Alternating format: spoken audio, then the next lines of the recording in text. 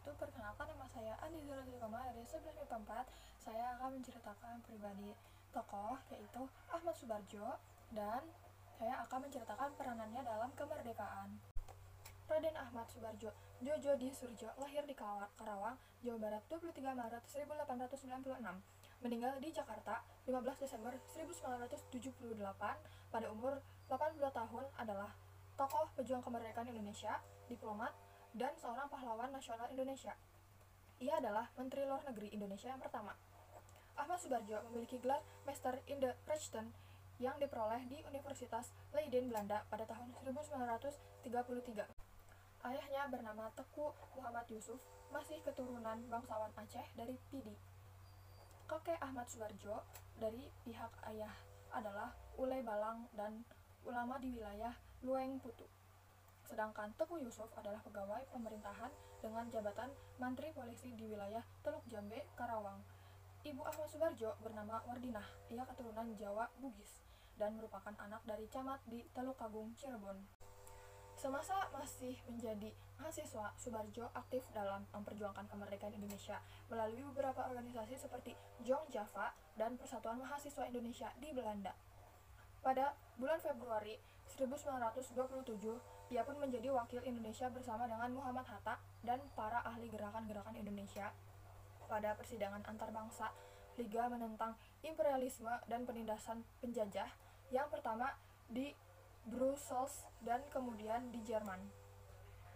Pada persidangan pertama itu juga ada Jawaharlal Nehru dan pemimpin-pemimpin nasionalis yang terkenal dari Asia dan Afrika. Sewaktu kembalinya ke Indonesia, ia aktif menjadi anggota Badan Penyelidik Usaha Persiapan Kemerdekaan Indonesia atau BPUPKI, dan kemudian Panitia Persiapan Kemerdekaan Indonesia atau PPKI. Lahan dan menuju ambang kehancuran. 7 September 1944, Jenderal Kuniaki Koiso di hadapan Parlemen Jepang berjanji untuk memerdekakan Indonesia bila mencapai kemenangan dalam Perang Pasifik. Tujuannya mendapat bantuan Indonesia dalam perang tersebut. Kaum pergerakan nasional menyambut hangat janji kemerdekaan oleh Jenderal Koiso. Anggota Badan Penyelidik Usaha-Usaha Persiapan Kemerdekaan Indonesia BPUPKI dilantik oleh Jenderal Kumakichi Harada. Rajiman Wediodiningrat, tokoh pergerakan nasional, ditunjuk sebagai ketuanya. Tapi, tidak semua petinggi militer Jepang sepakat dengan pelantikan BPUPKI. Misalnya Jenderal Izagaki dan Yuichiro Nagano. Keberatan dua jenderal itu tidak berarti banyak. Mayoritas petinggi militer Jepang tetap mendukung BPUPKI. Sidang BPUPKI dari 29 Mei sampai 1 Juni 1945 pun berjalan mulus. Setelah bersidang 2 kali, kerja BPUPKI berakhir dengan baik, sesuai harapan Jenderal Kumakichi Harada. BPUPKI lalu dibubarkan oleh Jenderal Terauchi Hisaichi, diganti jadi Panitia Persiapan Kemerdekaan Indonesia PPKI 7 Agustus 1945. 21 nama anggota PPKI diumumkan. Sebagian besar berasal dari BPUPKI. Mereka sudah bersiap sidang pada 16 Agustus 1945. Soekarno, Hatta, dan Rajiman Wediodiningrat wakil PPKI terbang ke Dalat, Vietnam 12 Agustus 1945. Di tengah kabar pengeboman Hiroshima dan Nagasaki di Jepang, Jenderal Hisaichi Terauchi, Panglima Angkatan Perang Jepang di Asia Tenggara, menyambut kedatangan mereka.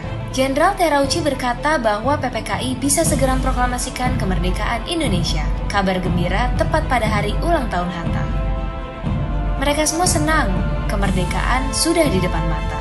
Sepulang dari Vietnam, sejumlah pemuda dari organisasi Angkatan Pemuda Indonesia API membawa Soekarno dan Hatta ke Rengas Dengklok pagi hari 16 Agustus 1945. Dalihnya, situasi Jakarta genting, Bung.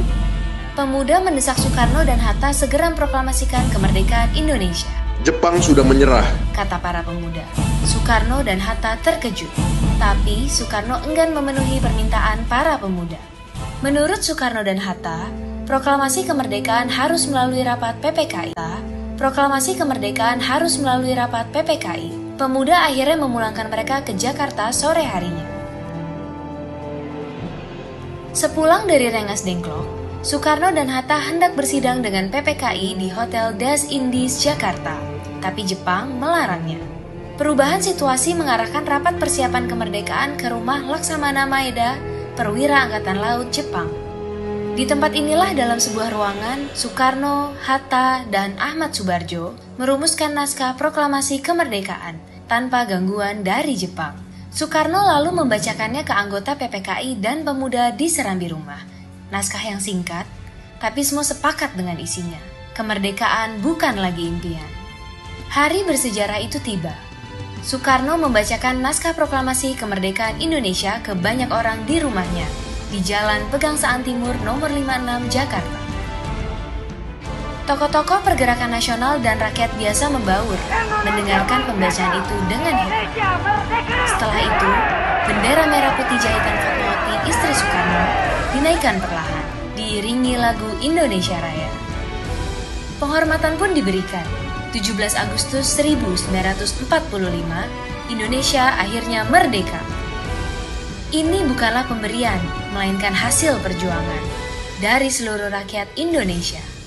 Proklamasi kemerdekaan mengantar bangsa Indonesia bergelut dengan cerita baru. Jepang memang telah terjungkir, tapi pengaruhnya belum berakhir. Ini dialami oleh fotografer Mendur bersaudara dalam merekam dan menyebar proklamasi. Jepang menghancurkan kamera Alex Mendur, sang kakak.